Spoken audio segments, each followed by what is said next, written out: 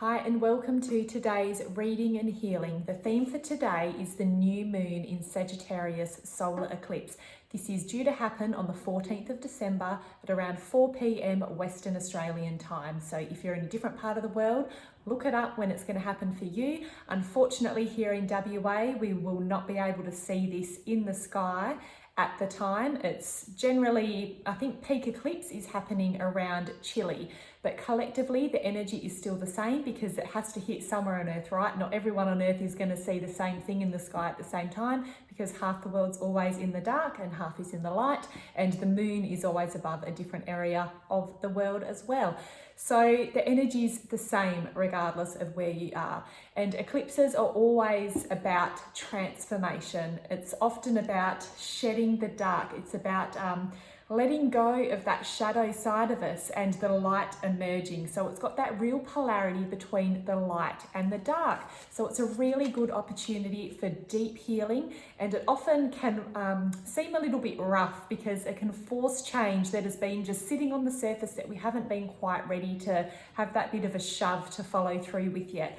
So it can feel a little bit intense, and it's often a time where a lot of the shadowy stuff below the surface can creep up as well. So we can see a lot of the darkness, but the good thing is that the darkness was there, it was just hidden. So when these things come to light, it's really good and it's healthy because it's an opportunity to kind of integrate it or transform it or acknowledge its existence so we can do something about it on a collective level.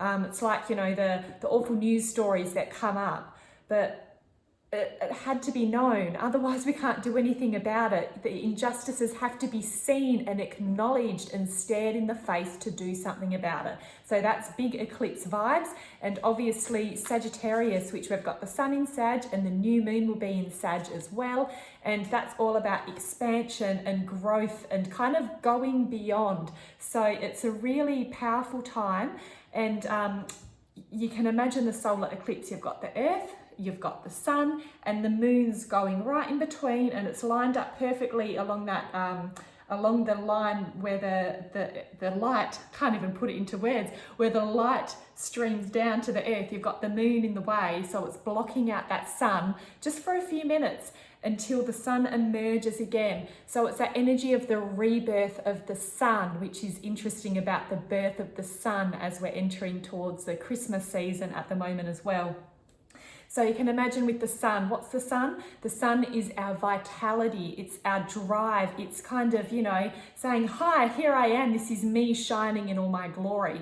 So it's the rebirth of that. So it is a really powerful time for manifesting as well with that birth of the sun. So yeah, shedding that shadow, rebirthing the sun, all that juicy goodness as well. And it's in a trine to Mars, so this is really supportive for putting things into action.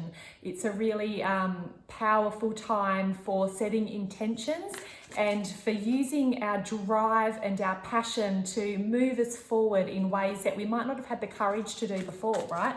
So really amazing. Love, love, love it. So today I'm going to be doing a tarot reading using the Lightseers deck. I'm just giving them a good shuffle as I keep talking now, and I'll do a nice spread here, and then I'm going to jump over on Vimeo. So if this is vibing with you on YouTube, feel free to jump over on Vimeo. I'm going to do some clarifying cards around the reading. So if the reading's vibing for you and if you really feel the energy that I'm talking about, then jump over and you'll get some additional cards. And I'm also going to do a very powerful energy healing as well. I'm really drawn to using some crystals, and also I feel like doing a flower essence as well. I'm not sure what it's going to be yet because I'll select it intuitively at the time. And as usual, Reiki will be infused through the whole thing, and we'll do a guided meditation which is specifically around what's going to show up in the tarot, and specifically around this eclipse energy that's coming through to me intuitively and through my guides and messages, and any channeling that comes through as well. So for those of you that don't know me, my name is Hayley Clark. I am Higher Path Healing. Please follow me on Instagram, Higher Path Healing, one word, Facebook, Higher Path Healing, and obviously if you're watching on YouTube, you've found me here. So please subscribe, like, comment, all of that stuff that lets me know that you like what I do, and it encourages me to keep doing it and keep making more as well. So thanks for coming, guys. Really appreciate it. I am an intuitive tarot reader. I am a kinesiologist, Reiki master, Akashic Records reader, a Tantra practitioner, a sound healer, and I dabble in all, as you can imagine, just from my little spiel, different types of energy work, energy clearing, and I use my intuition to put together all of this knowledge and wisdom that I've learnt and channel messages, and I'm an empath, so I can kind of feel into the energy as well in my body and use that to guide my sessions. So that's how I work, and that's also how I work one-on-one. If you are interested in a one-on-one reading, I do a very limited amount, so please hit me up as well. You can find more of my details at higherpathhealing.com.au. So don't be a stranger, please reach out and let me know how this energy sits for you. Okay, so let's get started. Let's give these a final shuffle. One's jumped out the side, so I'm going to take that right in the middle there. Okay, so straight off the bat, a lot of feeling stuck. There's a lot of heaviness immediately that I'm tapping into here.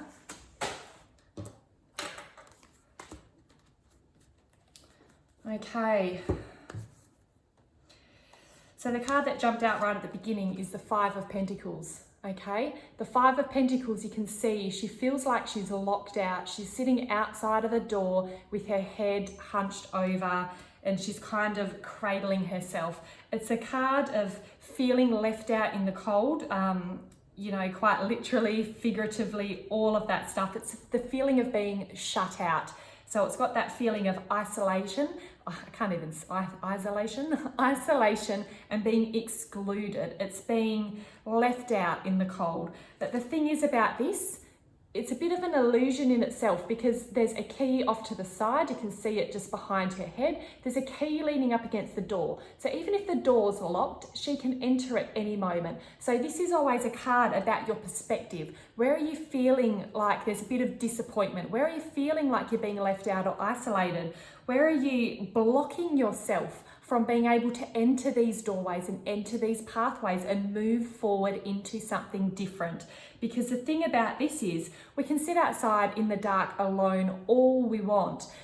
We have to be the ones to initiate picking up the key, opening the lock and walking through it. No one else is going to do that for us. We are the ones that have to decide that it's time to move, time to get up and go through that door. So that's a very powerful message straight off the bat from the Five of Pentacles. And this is so interesting because the energy we've got alongside this is the Two of Swords.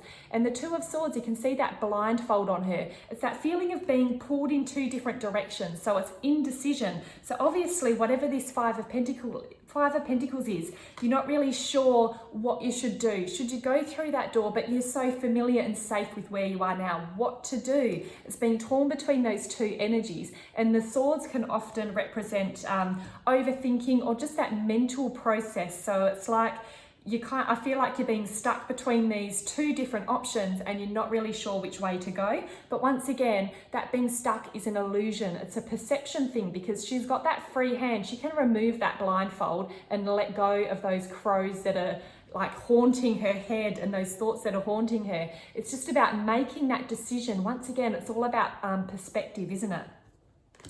Okay, and so I feel like the energy you're moving away from is the Five of Swords. So I feel like there's been some conflict in the past.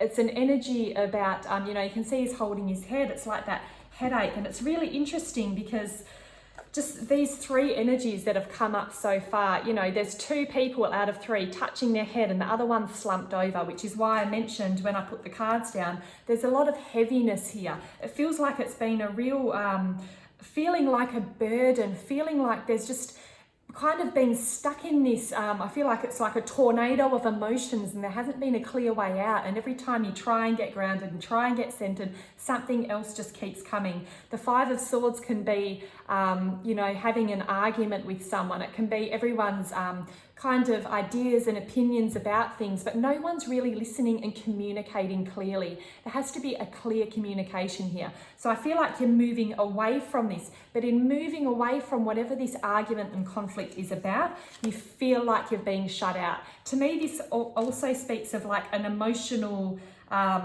disconnection, I want to say. With that Five of Swords and the Five of Pentacles, it's like there's, you know, there's words being said or there's words not being said. Either way, there's a disconnection, there's a communication block here.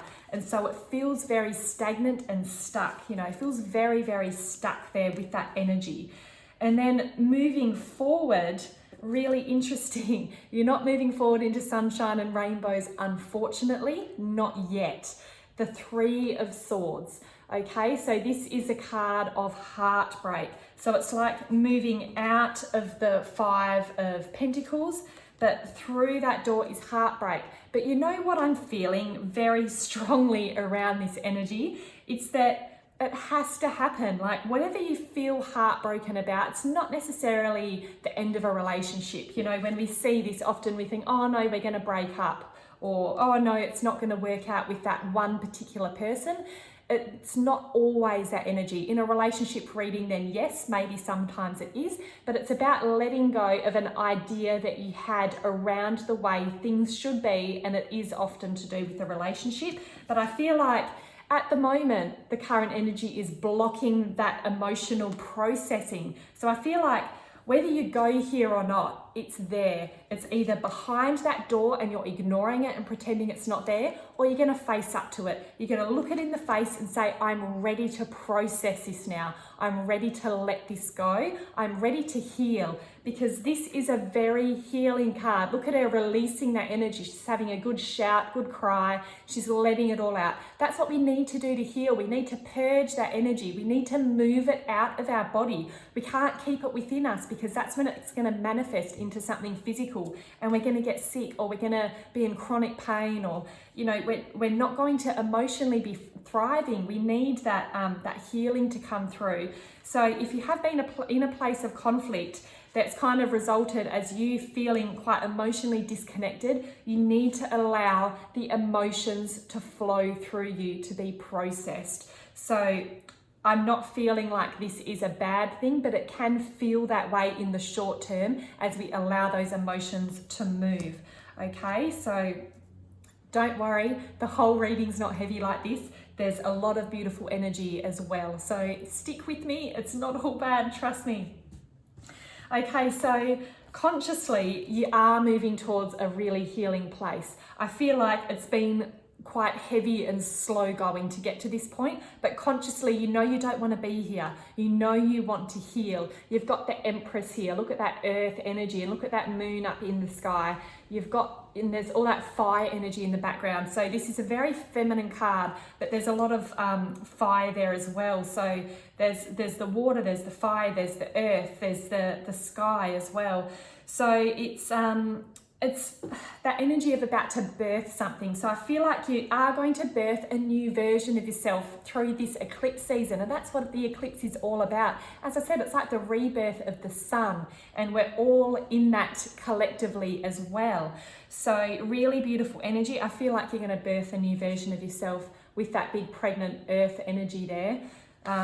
And it's also, you know, connecting to the earth and finding your roots and being really anchored and secure in who you are in a soft, feminine way. You don't need to hold on to who you are in that stubborn, aggressive, go-get-'em action way. It's kind of softening into that, but with the beautiful boundaries that we need as well. So being in touch with that feminine and having those boundaries and, consciously drawing in this healing energy. And subconsciously, you've got the World here, and the World is the last card of the major arcana. You can see that big circle around her.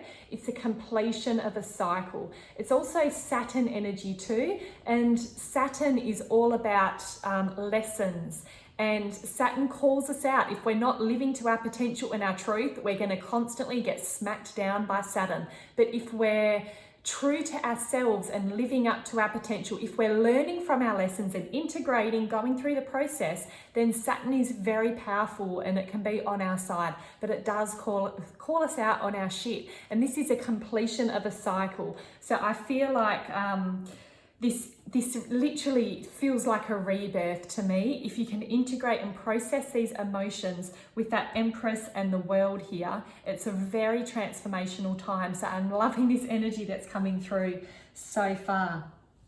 Okay, in the advice card, you've got the Queen of Swords here. So the Queen of Swords, to me, this is telling you to just keep a check on your thoughts. This is telling you to be a master of what you're thinking and what you're giving your energy to, what thoughts you're giving your energy to, because as we know, our thoughts create our reality. And we all have those toxic or negative thoughts sometimes, but it's how easily we can recognize it and say, nah, not going to go there. I'm not going to sit in that energy. I'm going to do something different, and I'm going to channel my energy towards some different thoughts.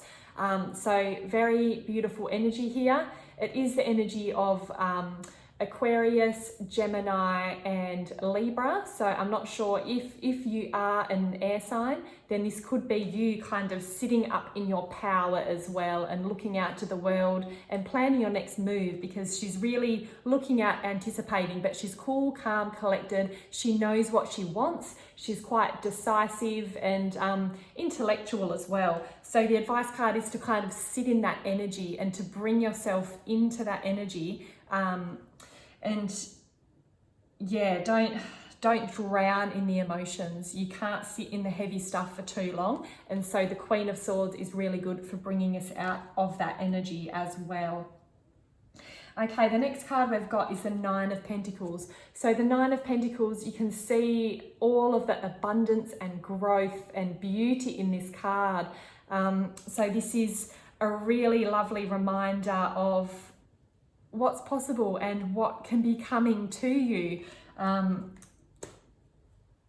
So with all this energy, there's so many reminders that there's good things available to us as well. So once we can move past and integrate, this is a wonderful card. The Nine of Pentacles and the Empress are very, very similar in the sense that they're very feminine cards. The Empress is about to birth something, and the Nine of Pentacles is like the first trimester of a pregnancy. You can see all the fruit there. It's like an early pregnancy kind of vibe. So it's interesting that both are there. So if you are trying to get pregnant, this is a really good sign for you. If you're not, maybe just take a few extra precautions if you need to.